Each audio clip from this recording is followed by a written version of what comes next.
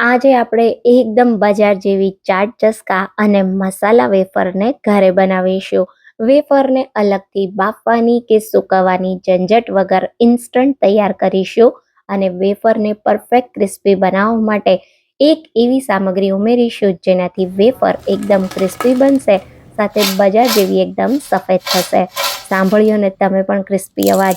વેફરને એકવાર આ રીતે બનાવશો ને તો બજારમાંથી ક્યારેય નહીં લાવો.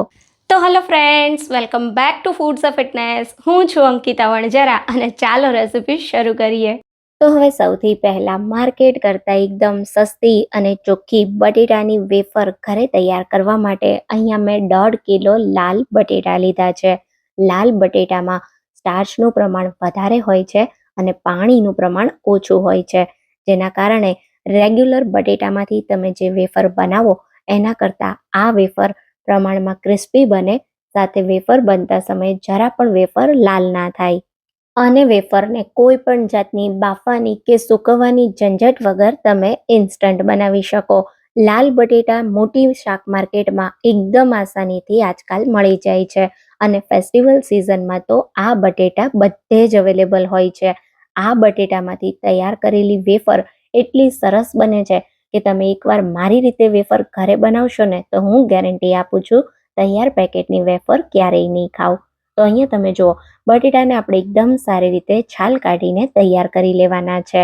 એકવાર સારી રીતે બધા બટેટાની છાલ નીકળી જાય એટલે બટેટાને આપણે 5 મિનિટ માટે પાણીમાં રાખીશું. જ્યાં સુધી આપણા બટેટા પાણીમાં છે ત્યાં સુધી વેફરને તળવા માટે આપણે તેલને ગરમ કરવા રાખી દેવાનું છે. હું જે સ્ટેપ આપું એ સ્ટેપ બાય સ્ટેપ તમે વેફર બનાવશો ને એટલે વેફર તમારી પરફેક્ટ જ બનશે. હવે આજે આપણે વેફરને ઇન્સ્ટન્ટ બનાવીએ છીએ તો બધી વેફર એકસાથે નથી પાડવાની.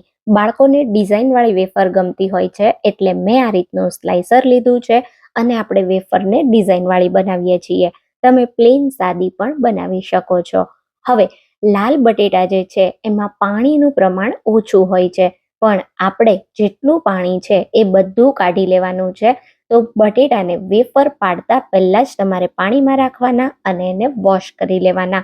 વેફર બન્યા પછી, મતલબ તમે વેફર પાડી દો ને પછી એને બિલકુલ નથી ધોવાની અને વેફરને આ રીતે આપણે એક પ્લેટમાં ટિશ્યુ પેપર પર પાડીશું, જેથી જે કાંઈ પણ બટેટાની વેફર પર પાણી હશે ને એ બધું નીકળી જશે. આ વાત તમારે ખાસ ધ્યાન રાખવાની છે. ટિશ્યુ પેપરની જગ્યાએ તમે કોઈ કોટનના કપડા પર પણ વેફરને પાડી શકો છો. એકવાર તમારી 2 કે 3 બટેટાની વેફર પડાઈ જાય એટલે આ રીતે એને ડીશમાં થોડી ચુટ્ટી ફેલાવી દેવાની અને પછી એના ઉપર આ રીતે કોઈ તમારે ટિશ્યુ પેપર રાખી જેટલું પણ પાણી છે એ બધું કાઢી લેવાનું છે. બિલકુલ વેફરની ઉપર પાણી ન રહેવું જોઈએ. એટલે વેફર પાડ્યા પછી તમારે ખાસ ધ્યાન રાખવાનું છે, વેફરને વોશ પણ નથી કરવાની અને નેચરલી જે કંઈ પણ બટેટામાંથી પાણી નીકળે છે એના રીતે ટિશ્યુથી અલગ કરી દેવાનું છે. હવે વેફરને એકદમ સફેદ અને ક્રિસ્પી તૈયાર કરવા 2 ટેબલ સ્પૂન જેટલા પાણીમાં ફક્ત અડધી ચમચી મીઠું ઉમેરીશું.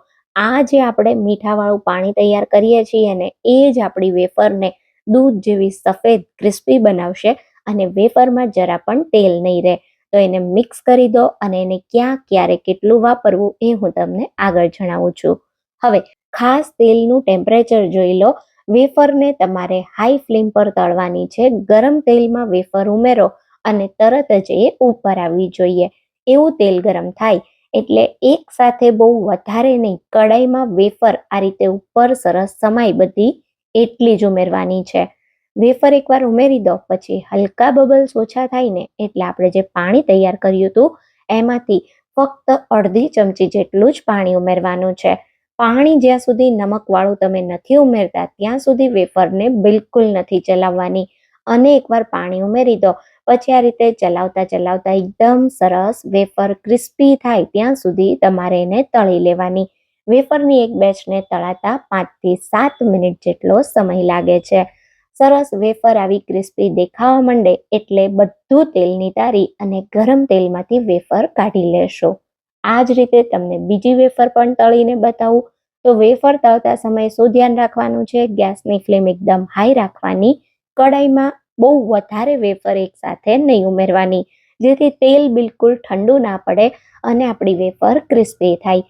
એકવારમાં કડાઈમાં સારી રીતે સમાય એટલી વેફર તમે ઉમેરી દો. પછી જે બબલ્સ અત્યારે તમને દેખાય છે એને થોડા ઓછા થવા દેવાના. થોડા બબલ્સ ઓછા થાય ને પછી તમારે એની અંદર એક નાની ચમચી જેટલું નમકવાળું પાણી ઉમેરવાનું. જ્યાં સુધી નમકવાળું પાણી નથી ઉમેરતા ત્યાં સુધી વેફરને બિલકુલ નથી ચલાવવાની. આ રીતે એકવાર નમકવાળું પાણી ઉમેરી દો પછી વેફરને સારી રીતે જારાથી ફેરવતા જઈ એકદમ ક્રિસ્પી થાય ત્યાં સુધી તળી લેવાની. તો તમે જોયું ને, ઘરના શુદ્ધ તેલમાં તમે આ વેફરને તૈયાર કરો ને તો માર્કેટ કરતાં એકદમ સસ્તી, ચોખ્ખી અને સરસ મજાની વેફર ઘરે તૈયાર થાય છે. આજકાલ આપણે બધા ઘણા બધા વિડીયોઝ જોતા હોઈએ છીએ કે માર્કેટની વેફરને તળવા માટે બિલકુલ સારું તેલ પણ નથી વપરાતું અને બટેટાની ગુણવત્તા કેવી હોય એ પણ તમે જોયું જ હશે. અને આ જે હું તમને સરળ રીત બતાવું છું વેફર બનાવવાની, ફક્ત 15 મિનિટમાં મેં 1.5 કિલો બટેટાની વેફર તૈયાર કરી છે. અને તમે જુઓ કેટલી પરફેક્ટ અને સરસ ઘરે તૈયાર થાય છે. તો પહેલા આપણે ચાટ ચસ્કા ફ્લેવરની વેફર તૈયાર કરીએ છીએ. તો ગરમ ગરમ વેફર પર આ રીતે થોડો ચાટ મસાલો સ્પ્રિંકલ કરીશું. સાથે આપણે થોડો ફુદીનાનો પાવડર સ્પ્રિંકલ કરીશું. જે આપણી તૈયાર પેકેટમાં અંકલ ચિપ્સ, રમ્બલ્સ વગેરે આવે છે, બિલકુલ એ જ રીતની પરફેક્ટ વેફર તમારી એવા જ ટેસ્ટ સાથે તૈયાર થશે. તો અહીંયા તમે જુઓ છે ને બિલકુલ બજાર જેવી, સ્વાદ એવો છે ને કે તમને ખૂબ જ ભાવશે. આ જ રીતે આપણે મસાલા વેફર તૈયાર કરીએ. તો થોડી બીજી મેં વેફર સાઈડમાં તળી લીધી હતી. એની અંદર આપણે 1 ટીસ્પૂન ચાટ મસાલો ઉમેરીએ. સાથે 1 ટીસ્પૂન જેટલો આમચૂર પાવડર ઉમેરીશું, જેનાથી હલકી ખટાશ આવશે. બજારની વેફરમાં તો લીંબુના ફૂલ વપરાતા હોય છે.